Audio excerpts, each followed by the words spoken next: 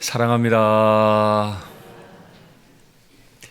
이 크리스마스 주님 오신 날을 기다리고 있는 이 계절에 우리 주님의 처음 오심을 마음에 깊이 잘 새기시고 또 주님의 두 번째 오심, 주님의 다시 오심을 대망하는 그런 귀한 성탄의 계절이 되기를 간절히 바랍니다. 아멘. 2003년 8월에 저는 신혼여행을 다녀온 일이 있습니다. 다녀오면서 비행기를 탔는데요. 그날따라 그 비행기가 출발 전부터 소음이 아주 심했어요. 덜그럭거리기도 했고요. 비행 중에도 얼마나 흔들렸는지 모릅니다. 비행을 마치고 이코노미석에 탔던 저희 부부가 저기 뒷자리에서 앞으로 걸어 나와서 비즈니스석 구간을 지나고 있는데 비즈니스석에 있던 한 승객이 완전히 졸도를 했어요. 그리고 링거를 맞고 있더군요. 비행기 안에 링거가 있다는 걸 전 처음 알았습니다. 아무리 좋은 1등석, 2등석에 타더라도 비행기 전체가 위험에 빠지면 1등석, 2등석, 3등석의 구별은 없어집니다. 물론 저도 기차만 타도 멀미를 하는 사람이라 때로 비행기 타면 비즈니스석에 좀 타고 싶다, 눕고 싶다. 때로는 돈이 필요합니다. 돈이 있으면 편안할 수 있기 때문이죠. 그러나 전체가 위험에 빠질 때는 1등석, 2등석, 3등석 그 어떤 구별도 사라집니다. 다 죽음의 위기 가운데 빠지게 되는 거죠. 부자든 가난한 자든 건강한 사람이든 건강하지 못한 사람이든 전체적인 위기를 만나면 구별은 사라지고 맙니다. 오늘 우리가 읽은 본문 바로 앞에 마가는 자신의 몸을 절대 움직일 수 없는 한 중풍병자를 소개합니다. 그는 자신의 몸을 움직일 수 없어서 고칠 수 있는 예수님이 계시다는 소식을 들었어도 갈 수 없죠. 그래서 가까운 사람들이 자신의 침상을 통째로 예수님 앞에 갖다 놓는 일이 있었고 예수님은 그를 고쳐주셨습니다.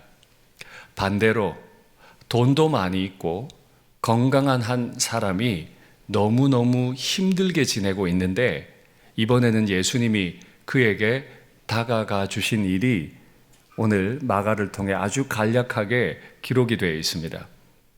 예수께서 가버나움 시내에서 그 중풍병자를 고치신 이후에 다시 바닷가로 나가심에 큰 무리가 나왔거늘 예수께서 그들을 가르치시고 또 떠나가셨다라고 성경은 기록합니다. 예수님은 종종 바닷가에서 가르치기를 좋아하셨습니다. 왜냐하면 바닷가는 탁 트여 있기 때문에 많은 사람들에게 말씀을 가르치기가 아주 좋았거든요. 그날도 가버나움 시내에서 해안가로 나가셔서 말씀 많이 가르치시고 지나가셨습니다. 그리고 분명한 목적을 가지고 한 사람에게로 다가가셨다고 저는 생각하는데요. 그 사람은 가버나움 시내 가운데 가장 높고 넓은 길 가운데 앉아있는 사람이었습니다. 마가는 그를 소개하기를 알페오의 아들 레위가 세관에 앉아 있었다라고 기록하는 겁니다. 방금 전에 제가 소개해드렸던 중풍병자는 그의 이름이 무엇인지 우리는 알지 못해요. 그의 아버지 이름도 당연히 알지 못합니다. 가난하고 몸이 병까지 들었습니다. 오늘의 주인공은 그의 이름도 기록되어 있지만 아버지의 이름도 기록됐네요. 돈도 많아요. 알페오의 아들이라. 그의 이름은 레위라고 기록해 줍니다. 레위라는 이름은 참 슬픈 이름입니다. 우리에게 익숙하지만 참 슬픈 이름이에요. 야곱에게 아내가 많이 있었는데 야곱이 사랑하지 않는 아내, 처음 된 아내, 그 아내가 세 번째로 낳은 아들의 이름이 레위입니다. 얼마나 이 아들을 낳고 얼마나 남편을 가까이 하기 원했으면 아들의 이름을 레위라고 지었습니다. 레위라는 이름의 뜻은 연합이라는 뜻입니다. 나는 내 남편에게 사랑을 받고 내 남편과 연합하고 싶어요. 드디어 내가 내 남편과 연합했고 아들을 낳았습니다. 앞으로도 나는 내 남편과 연합하고 싶습니다 하는 마음을 담아서 아들의 이름을 레위라고 했습니다. 그리고 시간이 지나서 이 레위라는 이름은 레위 지파의 이름이 되기도 했습니다. 그 레위 지파 안에서 하나님을 예배하는 제사장들이 배출이 되고 그 레위 지파 안에서 예배를 돕는 레위인들, 하나님의 말씀을 가르치는 레위인들이 다 나오게 된 거죠. 아름다운 이름 같지만 사실은 매우 슬픈 이름, 레위. 알페오의 아들 레위가 세관에 앉아 있는 것을 보시니 하셨습니다. 주님께서 의도적으로 그 세관에 앉아 있는 레위에게 가셨다고 저는 생각합니다. 세관에 앉아 있으니까 여러분 아시는 것처럼 세리입니다. 세리는 로마 황제에게 세금을 바치는 사람이죠. 잘 아시는 것처럼 정당하게 세금을 거둔 사람들이 아니고 좀 더 많이 거두어서 착복을 해서 자신의 배를 불린 사람이죠. 그래서 세리는 늘 죄인이라는 말과 함께 따라갑니다. 오늘 본문에도 그렇게 나오죠. 그런데 세리에는 두 종류가 있습니다. 첫 번째 종류는 마을마다 집마다 다니면서 일상적인 세금을 징수하는 사람들입니다. 나쁜 사람이죠. 그런데 그보다 더 나쁜 사람이 세관에 앉아 있는 사람입니다. 이 사람은 수리아라고 이스라엘의 북쪽에 있는 나라로부터 지중해 이집트로 연결되어 있는 큰 도로 한가운데 있는 가버나움 세관에 앉아서 관세를 매기는 사람들입니다. 관세는 억수로 많이 매겨서 돈을 대단히 많이 착복하는 사람들이에요. 그러니까 알페오의 아들 레위가 세관에 앉아 있는 것을 보셨다는 말은 레위가 얼마나 많이 착복하는 사람인지 아셨다는 뜻이에요. 우리말로 바꾸면 일제강점기 때 조선인으로서 일본 경찰이 된 사람쯤 될 겁니다.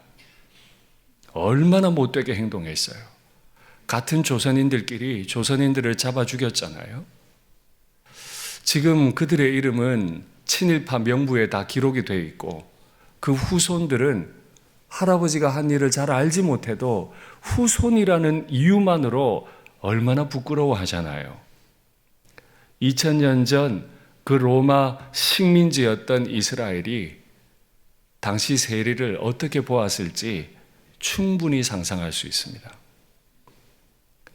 그가 아주 심각한 죄인 중에 죄인, 세관에 앉아있는 세리로 앉아있는 것을 주님이 보셨다. 뭘 보셨을까요? 예수님께서 레위의 무엇을 보셨을까요? 레위가 돈이 많았으니까 레위가 가진 돈을 보시고 돈에 현혹되셨을까요? 아니면 세관에 앉아있는 세리니까 죄인들 중에 죄인이니까 경멸의 눈으로 세리를 보셨을까요? 현혹되어 보셨을까요? 경멸의 눈으로 보셨을까요? 둘 다 아닙니다. 예수님은 있는 그대로의 레위를 보셨을 겁니다. 그의 아버지가 알페오이고 그는 돈이 많은 사람이에요. 권력자들과도 가까이 지내죠. 그런 걸 보신 게 아니에요. 그렇게 포장되어 있는 레위의 마음 가운데 있는 그 외로움들, 그 공허함을 보신 거죠. 친일파의 후손은 요즘도 국민들과 함께 지내는 게 쉽지 않습니다. 당연히 죄인 중에 죄인인 세관에 앉아 있는 세리의 가족들은 공동체와 함께 지내지 못합니다. 돈은 많아요. 권력자들도 옆에 있어요. 그런데 마을 사람 그 누구도 레위와 레위의 가족들과 함께 해주지 않습니다. 돈으로 포장되어 있고 권세로 포장되어 있는 레위의 텅 비어 있는 그 외로운 내면을 주님은 보셨을 겁니다. 저도 그렇습니다. 양복을 입고 있습니다. 담임 목사라고 하는 직분도 가지고 여기 서서 지금 설교하고 있습니다. 그런데 저의 이 포장된 모습, 장식된 모습 말고 그 포장된 뒤 이면에 있는 저의 죄, 저의 외로움을 보시고도 주님은 저를 경멸치 않으시고 저에게 오셨습니다.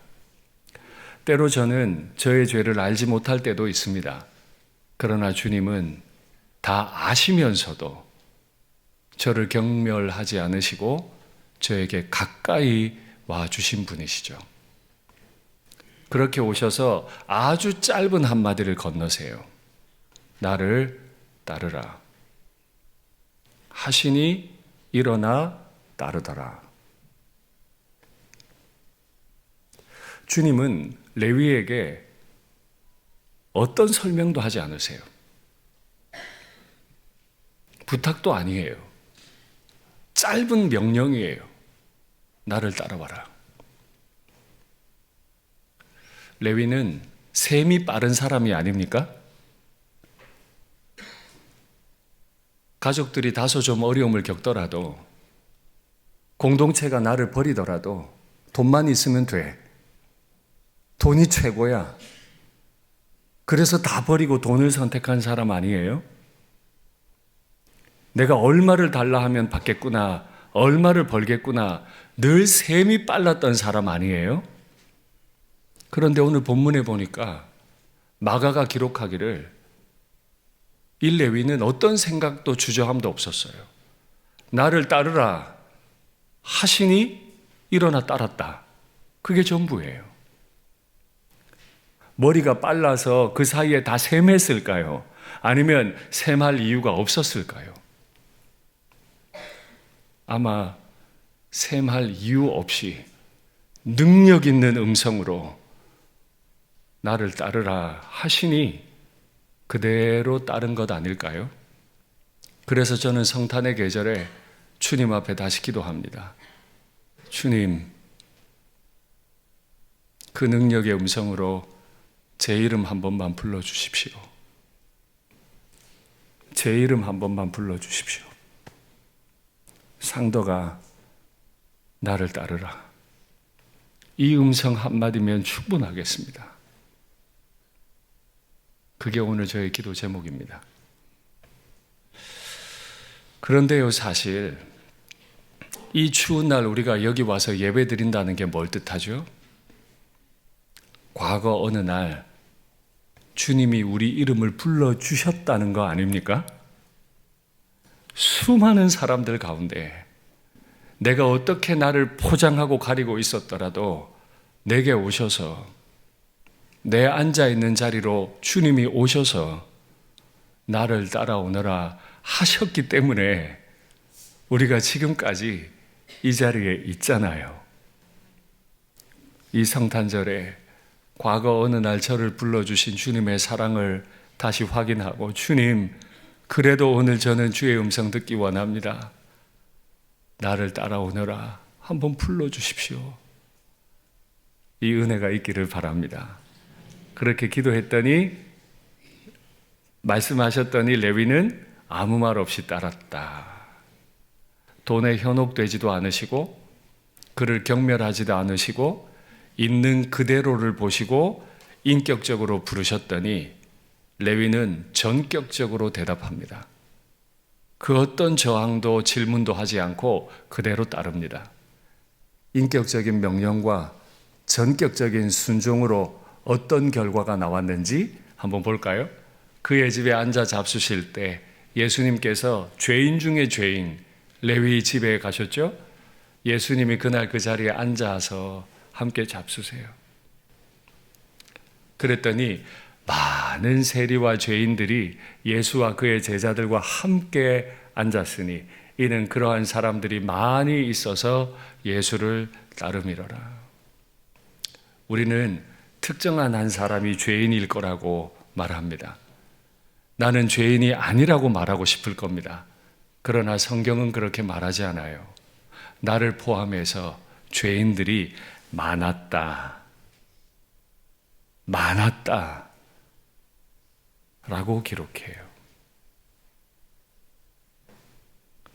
그날 그 세관에 앉아서 엄청난 착복을 했던 세리였지만 주님은 너그럽게 그를 부르셨고 그가 전격적으로 순종할 때 레위가 아니면 부를 수 없는 사람들, 수많은 죄인들과 레위와 같은 동료들, 세리들이 다 예수님께로 나왔어요.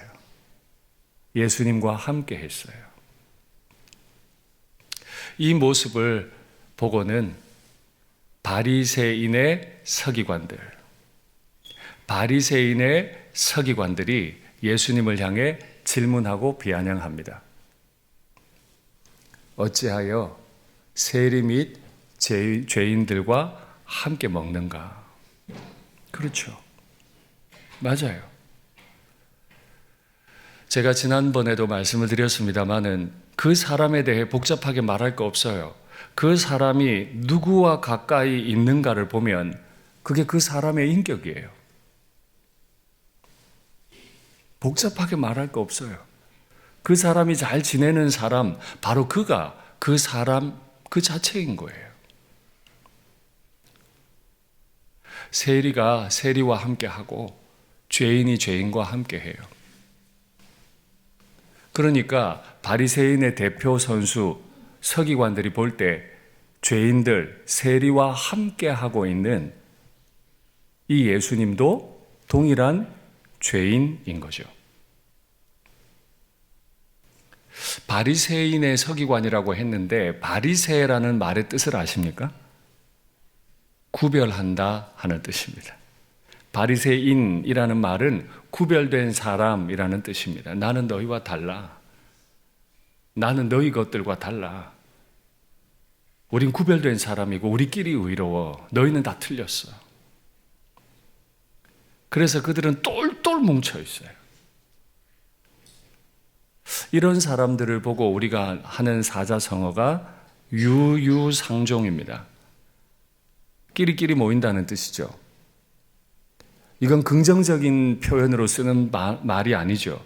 부정적인 말로 써요. 여러분 기억하십시오. 친한 사람들끼리 끼리끼리 모여 있는 건 사랑한다고 표현하지 않아요.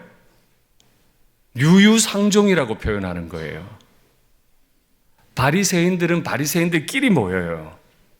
그건 아름다운 일이 아니에요. 자기들끼리 온갖 선물을 주고받더라도 그건 사랑이 아니에요. 유유상종 끼리끼리예요. 그런데 하나님의 아들께서 죄인들과 함께하기 위해 2000년 전에 이 땅에 오셨습니다. 그 함께함을 보고 우리는 유유상종이라고 하지 않습니다. 사랑이라고 말합니다. 죄인들의 집에 들어가서 그 자리에서 푹 주저앉아 엎드려서 죄인들과 한 식구인 것처럼 잡수시는 예수님의 모습을 보고 우리는 사랑이라고 말합니다. 그날 그 사랑을 받았던 레위가 후에 자신에게 이름 하나를 더 붙여요. 그 이름이 바로 마태입니다. 그가 은혜를 많이 받고 기록한 책이 마태복음. 마태복음에 보면 예수님의 12사도 이름이 기록이 되어 있어요. 베드로, 안드레, 야고보 쭉 기록이 되어 있는데 자신의 이름 마태 앞에만 특별하게 단어 하나를 더 넣어놔요. 세리 마태. 다른 제자들 이름 앞에는 직업이 없거든요. 자기 이름 앞에만 직업을 넣어놔요. 세리마테. 이 세리라는 직업이 영광스러운 이름입니까? 아니잖아요. 죄인 중에 죄인이잖아요. 은혜는 그런 것 같아요. 은혜 받은 사람은 자신이 죄인이었음을 잊지 않아요.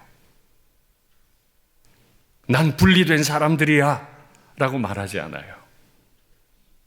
진짜로 은혜 받은 사람들은 내가 죄인이었음과 이 죄를 용서하신 분이 계시다는 걸 기록하는 사람이죠.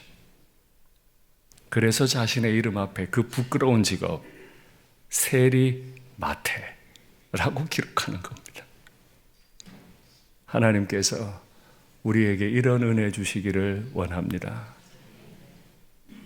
구별됐다고 스스로 떠드는 사람들, 유유상종 끼리끼리 모이는 인생들이 예수님 앞에 질문한 것에 대해서 예수님이 이렇게 말씀하십니다.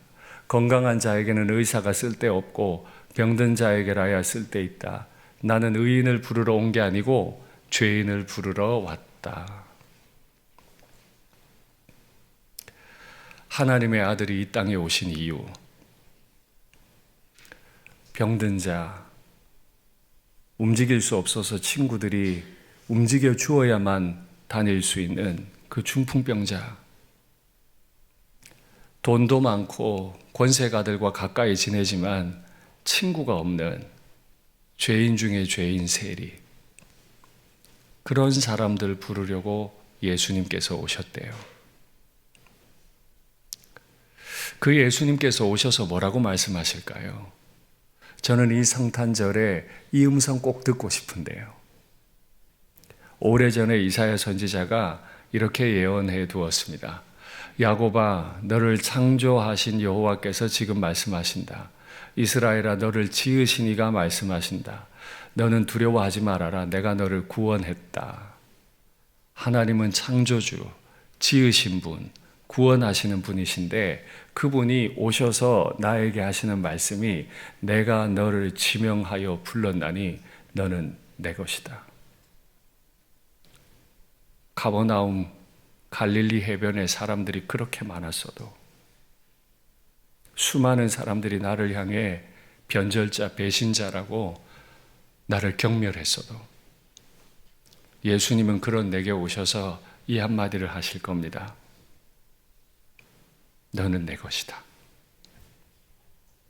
저는 이 성탄의 계절에 이 음성 한번 듣고 싶습니다.